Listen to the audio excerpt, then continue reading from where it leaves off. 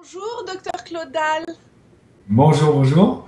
Merci d'accepter cette interview pour discuter en partie de votre livre qui est plein de ressources, d'ailleurs le guide pratique de la médecine anti-âge. Alors qu'est-ce que la Merci. médecine anti-âge en fait? Quel est son but? Eh bien, en fait, c'est une médecine de bien-être parce que la longévité s'accroît d'un trimestre par an dans les sociétés développées actuellement, ce qui est énorme, qui fait que tous les 4 ans, vous avez un an d'espérance de vie en plus. Donc, c'est absolument gigantesque. Et c'est évident que vieillir en bonne santé, ça va devenir la préoccupation de tout le monde, très rapidement. Pour le moment, ça commence à être un peu la préoccupation de certaines personnes, mais ça va se répandre dans la société très rapidement. Et évidemment, il faut trouver des solutions. Parce que tout le monde veut vivre, mais en bon état. Ça n'a aucun intérêt d'être paralysé ou avec un Alzheimer pendant 10 ans ou 20 ans. Tout à Voilà. fait. Donc quelle est notre espérance de vie maintenant? À peu près de 85 chez les femmes, 86 en France, et un petit peu moins pour les hommes, 2-3 ans de moins. Mais Voilà. vous dites que d'ici 2050, l'espérance de vie sera de Ah ouais, combien? d'ici 2050, ça va certainement être pas loin de 120 ans. Donc il y a vraiment une énorme progression. Ah, il y a une énorme progression, la courbe est exponentielle, hein. C'est pas une courbe linéaire, c'est une courbe qui monte très très vite. Et ça, c'est dû à quoi cette courbe qui grimpe comme ça C'est d'un dû coup? à tout un tas de facteurs. C'est dû, par exemple, à la progression de l'hygiène, à la progression de l'alimentation, à la progression des vaccinations, à la progression du mode de vie des gens. La vie est moins dure, ils travaillent moins dans les champs, ils ont moins d'aléas, etc. Et puis, c'est dû aussi à l'apport maintenant de la médecine anti-âge, les gens qui se prennent en charge, qui ont un style de vie bien meilleur, qui dorment mieux, qui mangent mieux, qui font un peu d'exercice physique, etc. Tout ça, ça joue. Uhum. Voilà. Est-ce que Et vous... puis, là, maintenant, les thérapies géniques qui vont arriver, les antibiotiques, enfin, tout ça, ça a contribué énormément à allonger l'espérance de vie progressivement. Mhm. Est-ce que vous pourriez nous parler des facteurs justement des facteurs de vieillissement? Parce qu'il y en a Alors, plusieurs en fait. Votre livre démarre par un test hein, qui fait quand même assez peur parce que quand on fait ce ouais, test-là, on se rend compte qu'en fait, il y a on beaucoup de n'est pas facteurs. immortel et des fois on a Non, tendance, c'est non. vrai, très jeune à croire qu'on est immortel. Donc qu'est-ce qui se passe? Quels sont ces facteurs en fait? Ouais. Alors, écoutez, il y a des facteurs génétiques, alors, c'est absolument évident. Donc, quand on a un capital génétique, mais ce capital, il n'est pas immuable, on peut le modifier, en fait, par son mode de vie, par son alimentation, etc. Donc, c'est-à-dire que si vous êtes dans un environnement, par exemple, pollué, excessivement pollué, ça va altérer vos facteurs génétiques. Et si vous en avez certains qui sont déjà délétères ou pas très bons, ça va amplifier ce côté délétère et ça va favoriser l'apparition de maladies. Donc ça, c'est les premiers facteurs, la génétique et votre mode de vie. Dans le mode de vie, ce qui est très important, c'est par exemple l'alimentation.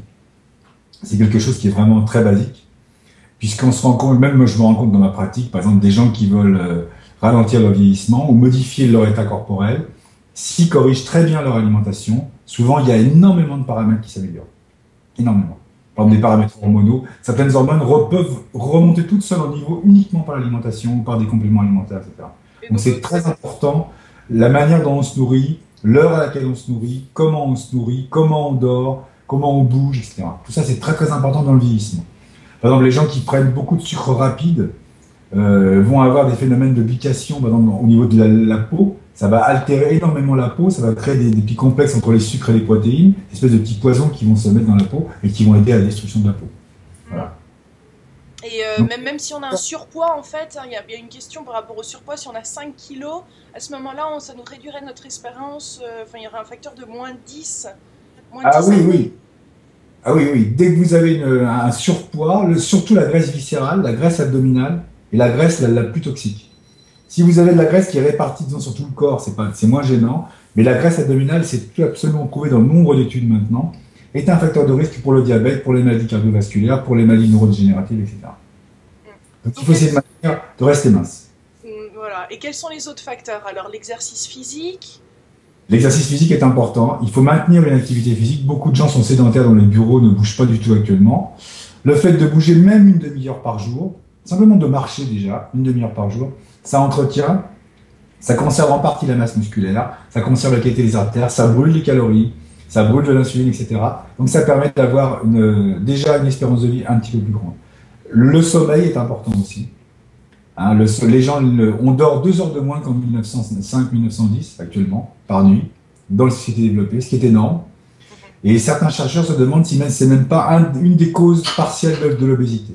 Parce que quand vous dormez mal ou pas assez, vous détruisez certaines hormones qui sont bénéfiques, qui vous construisent au profit d'hormones qui vous détruisent et qui augmentent l'appétit, etc. Donc ça, c'est absolument... Déjà, il y a par exemple le fait d'Internet, le fait que les gens ont beaucoup plus de loisirs, etc. Et se laissent manger par les loisirs. Surtout le soir, quand ils rentrent chez eux, où ils mangent à table longuement, etc. Ils dînent tard. Tout ça, c'est pas bon.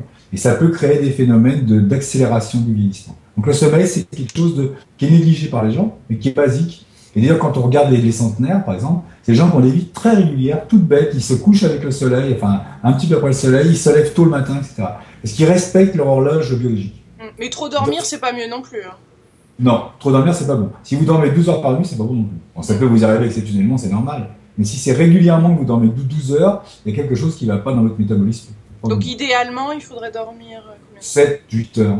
7-8 heures. En disant entre 6 et 8 heures selon les tempéraments. Et donc, quels sont les autres facteurs alors ? Alors, la nutrition, l'exercice physique, la génétique, la pollution. La pollution est connue maintenant pour être majoritairement cancérigène dans beaucoup de domaines. Donc, on est tous pollués, c'est inévitable. On ne peut pas avoir eu la société avancée dans laquelle on est, le confort qu'on a, sans le contrepoids, le contrepartie, c'est le prêt payé, c'est un peu la pollution.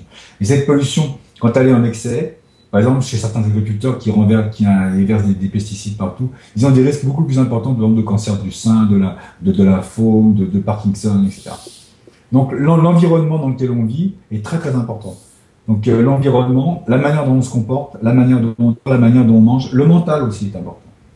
Les gens qui sont optimistes de nature ont, par exemple, des espérances de vie face à un cancer beaucoup plus grandes que les pessimistes. Avec le même type de cancer, il y a beaucoup d'études qui l'ont montré. Par exemple, si on reprend l'exemple du cancer du sein, les femmes optimistes qui ont un cancer du sein vont vivre beaucoup plus longtemps que celles qui sont pessimistes. Donc le mental, par tout un tas de facteurs de neurotransmetteurs, etc., par la cortisone et autres, a des effets importants sur l'attitude et la longévité. Mais vous pourriez justement nous en parler? Qu'est-ce que cette attitude positive crée dans le corps?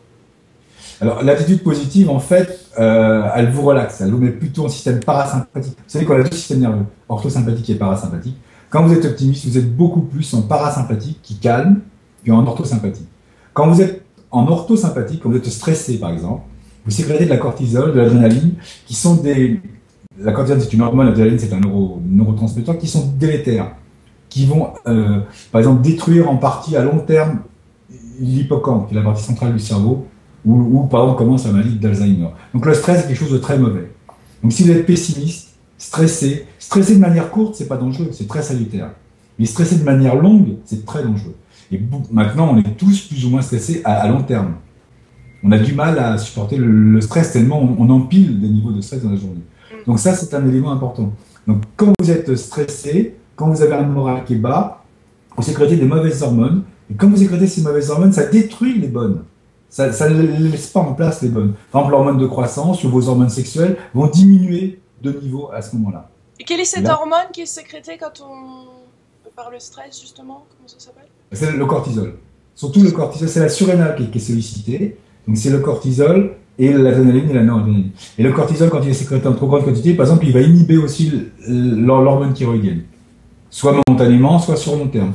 Donc il va diminuer aussi, par exemple, les oestrogènes ou la testostérone, etc. Toutes les hormones sexuelles. Donc oui, tout ce qui vous construit va diminuer et tout ce qui vous détruit va augmenter. Donc ça diminue votre longévité.